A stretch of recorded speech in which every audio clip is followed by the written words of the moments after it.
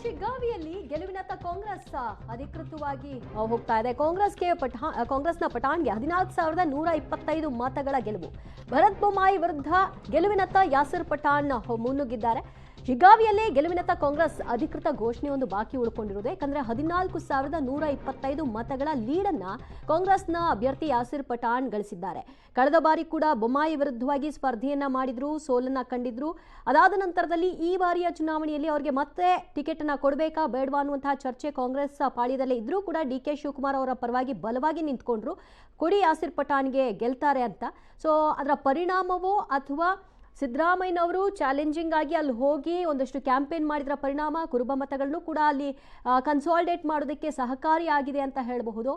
ಅಥವಾ ಮುಸ್ಲಿಂ ಮತಗಳೀಗ ಜಮೀರ್ ಇಲ್ಲಿ ಚನ್ನಪಟ್ಟಣಕ್ಕೆ ಸಂಬಂಧಿತವಾಗಿ ಕೊಟ್ಟಂತ ಹೇಳಿಕೆ ಅಲ್ಲಿಯೂ ಕೂಡ ಒಂದು ದೊಡ್ಡ ಇಂಪ್ಯಾಕ್ಟ್ ಅನ್ನ ಮಾಡಿದ್ಯಾ? ಯಾಕಂದ್ರೆ ಬೊಮ್ಮಾಯಿ ಅವ್ರಿಗೆ ಮುಸ್ಲಿಂ ಮತಗಳು ಚೆನ್ನಾಗಿ ಅವ್ರ ಪರವಾಗಿ ನಿಂತ್ಕೊಳ್ತಾ ಇದ್ರು.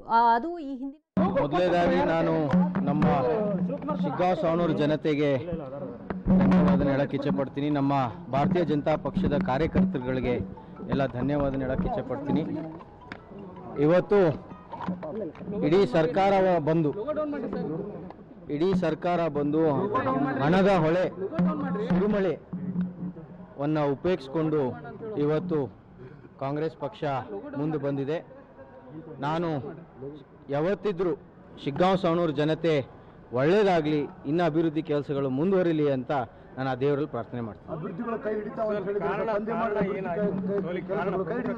ಕಾರಣಗಳನ್ನು ನಾವೀಗ ಕುತ್ಕೊಂಡು ಬೂತ್ ವೈಸು ನಾವು ಲೆಕ್ಕಾಚಾರವನ್ನು ಮಾಡಿ ಮುಂದಿನ ದಿನಗಳಲ್ಲಿ ನಾವು ಅದನ್ನು ಮುಂದುವರಿಸ್ತೀವಿ. ಖಂಡಿತ ನಾನು ಹೇಳಿದ್ನಲ್ಲ, ಹಣದ ಹೊಳೆ ಸುರಿಮಳೆಯನ್ನು ಉಪೇಕ್ಷಿಸಿಕೊಂಡು ಇವತ್ತು ಕಾಂಗ್ರೆಸ್ ಅವರು ಮುಂದೆ ಅದೇ ಎಲ್ಲ ಅನಾಲಿಸಿಸ್ ಮಾಡ್ತೀನಿ. ನಾವು ನಮ್ಮ ಟೀಮನ್ನು ಕುತ್ಕೊಂಡು ನಾವೆಲ್ಲ ಹಿರಿಯರು ಎಲ್ಲ ಯುವಕರನ್ನೆಲ್ಲ ಕರ್ಕೊಂಡು ಅನಾಲಿಸಿಸ್ ಮಾಡಿ ಅದರದ್ದು ಏನು ಪರಿಣಾಮ ಬಿದ್ದಿದೆ ಅಂತ ನಾವು ಅನಾಲಿಸಿಸ್ ಮಾಡ್ತೀವಿ.